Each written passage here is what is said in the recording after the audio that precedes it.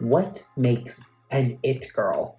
Well, no one knows, which is exactly why an it girl is an it girl. She has an undefinable fascination from the public. People stop and look before thinking why they are looking. Of course, in reality, no one really has a magical quality or appearance that draws attention. We aren't in a Disney movie after all. It's more like that person happens to have an appearance that encapsulates a cultural zeitgeist that the public is so desperate to cling to, either as an act of rebellion or a reinforcement of a societal norm or wish. There are many people who happen to be lucky enough to have the right look at the right time. And I'm not just talking about the golden Hollywood age actors. Figures like Betty Page, Twiggy, Grace Jones, Farrah Fawcett, Beverly Johnson, Iman, and many more. But being an it girl, just like being an influencer, can be a very tight rope to walk. If you are known for just being you without any real product apart from yourself to put forward, what happens when you isn't enough to fulfill the market you serve or created in some part? The pressure to put yourself out there becomes tormenting. Now, it can seem influencers getting into weird stunts is a way of compensating for the lack of ability to fulfill the shoes they themselves created. But before social media, all stars had to cope with when it came to the pressure of performing was taking it out on themselves in the forms of self-harm. Shane and Sia Barbi explored why they gave themselves so much permission to self-harm, going back way before fame. First, yes, their names are Barbie, like the doll. They initially went by Barbie with the E at the end, but had to change it for copyright purposes. Their birth names were Carlson. They aren't exactly known for much today, but in their heyday, they were a huge commodity. They paved the way for people like Anna Nicole Smith, Jenny McCarthy, and Pamela Anderson to have their careers, showing that someone who was able to act like a fantasy personality in addition to having the fantasy appearance, had a very huge marketing power. They were as much it girls of their time like Linda Evangelista, Christy Brinkley, and Cheryl Tiegs. There is someone else left out of the line of people who molded this kind of industry that isn't getting credited, though I have mentioned her before. Angeline. I bring her up because even though Shane and Sia Barbi don't say so, they pretty much copied a page out of the Angeline playbook for shameless self-promotion. Only they were successful in being able to bridge over the promotion into a legitimate career, whether or not they actually had any arguable talent. Angeline was famous for her billboards around Los Angeles to show herself off and hopefully be casted in modeling and acting gigs. It didn't really work, but Shane and Sia Barbi did the exact same thing, buy a billboard for themselves in 1989, and they had very differing results. To be fair to them, they already had modeling credit from a very young age, so they already had a bit of a portfolio. Angeline didn't. Actually, comparing the way they marketed themselves in the billboards side by side, Shane and Sia Barbi had something else that Angeline didn't really have. Angeline, when she bought all those billboards, she presented herself as this living fantasy figure, a living doll persona. She even had the pink Corvette to match, which she still has. And that seems like something that would make her stand out because she was doing the living doll thing long before that even was a legit community. But there's a problem with that. She already boxed herself into one role that isn't very flexible and can never be taken even slightly more seriously enough to be considered for any small project. So that's why her acting career never took off.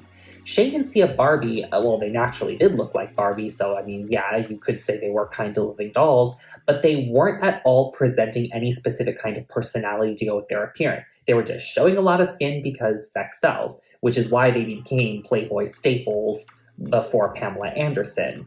So right off the bat, they just marketed themselves as just sexy people and, you can do what you want with it. You can project what you want with it. You can be any kinds of sexy. They can have any kinds of sexy personality. Girl next door, showgirl, and everything in between. Fun fact, their billboard caused a lot of complaints all over Hollywood because of how much skin they showed, and it was attempted to be taken down, which of course only made them more famous. Then the modeling gigs started to roll in.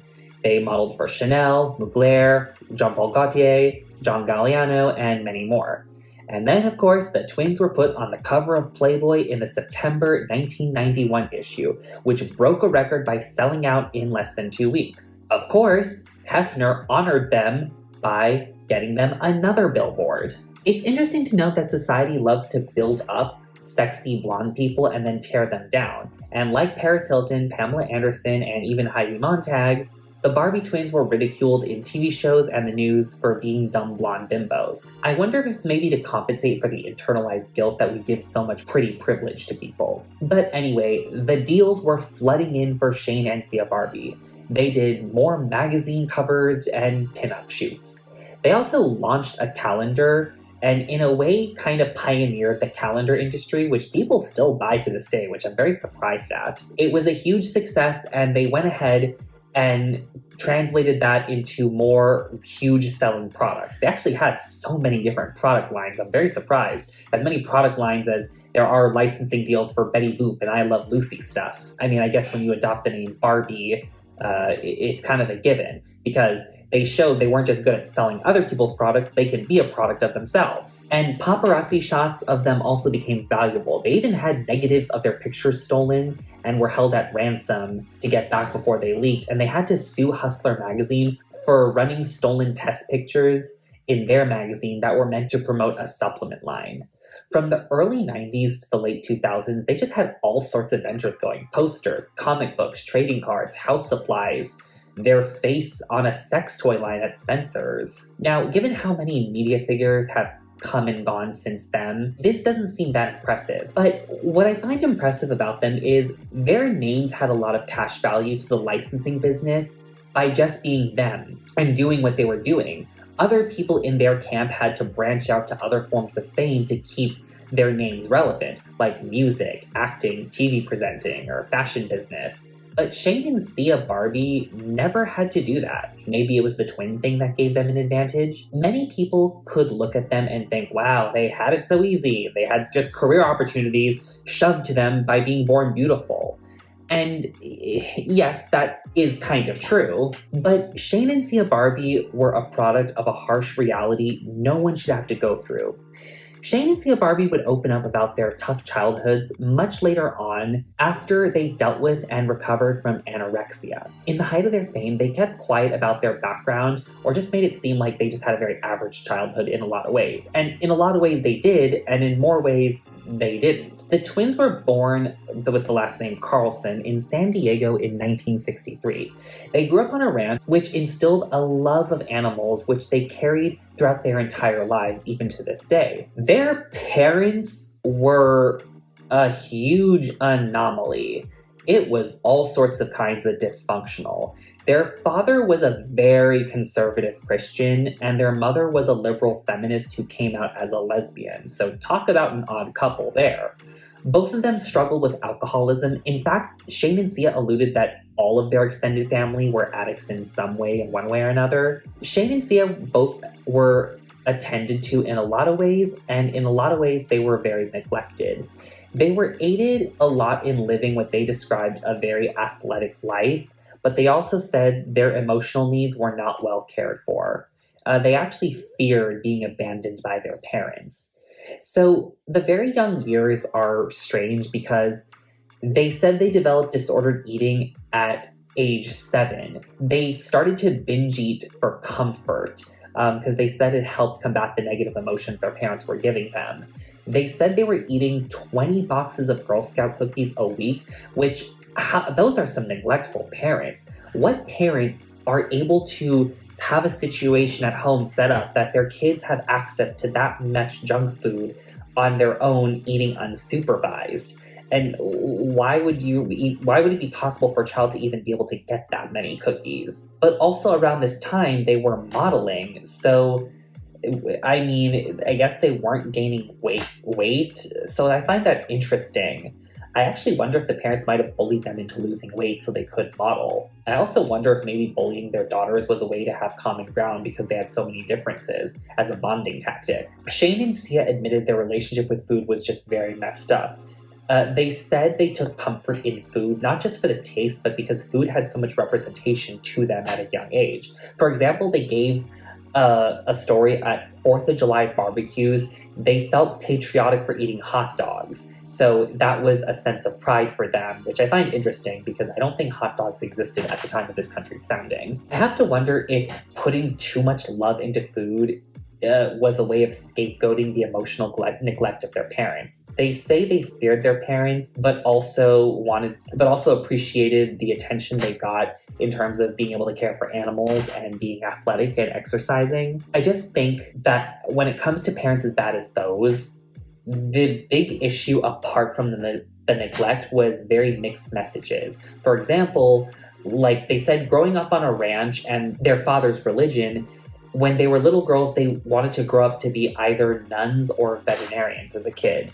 But then when they started to take racy pictures with modeling, both their parents didn't approve because it conflicted with their dad's conservative beliefs and their mother's liberal feminist beliefs. Although, why did they start modeling at 7? That remains unclear. Their mother was also Miss Ohio, so that's also a very interesting contradiction. And how do you go from nuns and animals to posing in bikinis? Nothing wrong with that, but it is a very drastic leap. It seems maybe food was the one consistent common ground when it came to values that they got from their parents. But also, it seems like everything in their lives was against at all gaining all sorts of weight. So again, it's another contradiction of what it means to be beautiful, what it means to have self-control. But if you really want a crazy contradictory story on behavior and unstableness, this is a sad story from their childhood. So as I said, their mother, Marcia, came out as a lesbian and moved out of the house.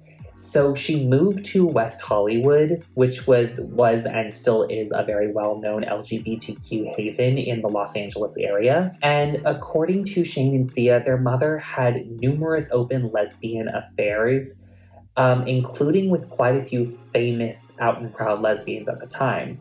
Their mother actually had a very long relationship with the British rock and roll singer Dusty Springfield around 1975.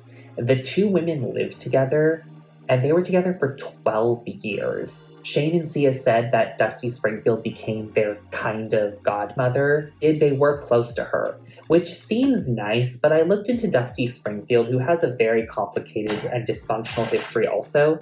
Dusty Springfield struggled with pills and alcohol and various mental health issues during her time living in California, trying to gain an American audience. She wasn't exactly open about her sexuality, but wasn't closeted either. As Shane and Sia continued to grow up and pursued more fame, their disordered eating escalated to horrible levels. They toggled between anorexia and bulimia, and it got to neurotic levels.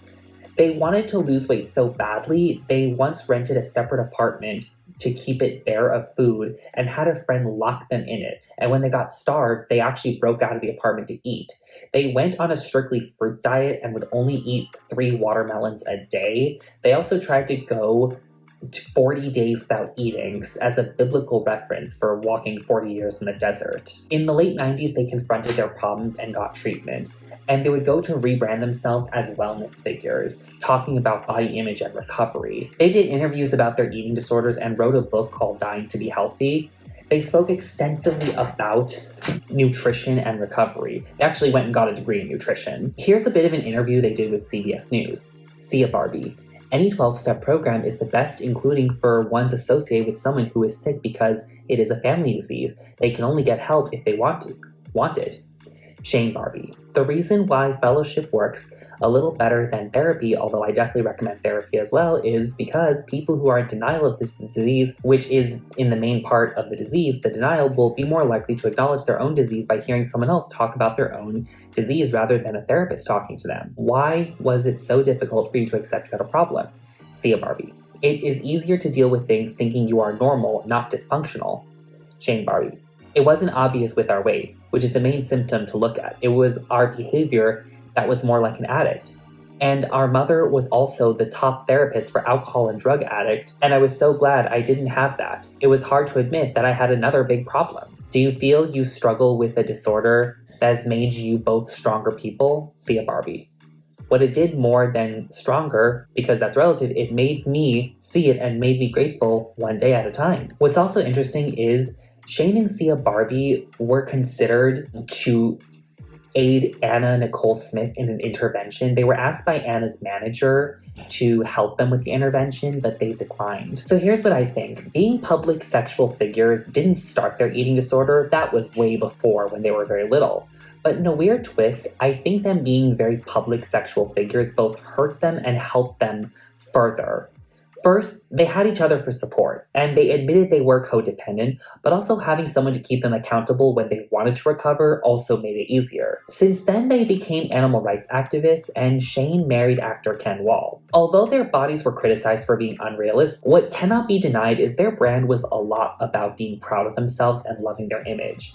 And yes, it did breed an unhealthy obsession with perfection, but they remained true to the message of loving themselves, which helped them pull them out of the anorexia. Let me know what you think about a childhood as turbulent as theirs and carrying that all the way into a very turbulent career. Anyway, thank you so much. Take care.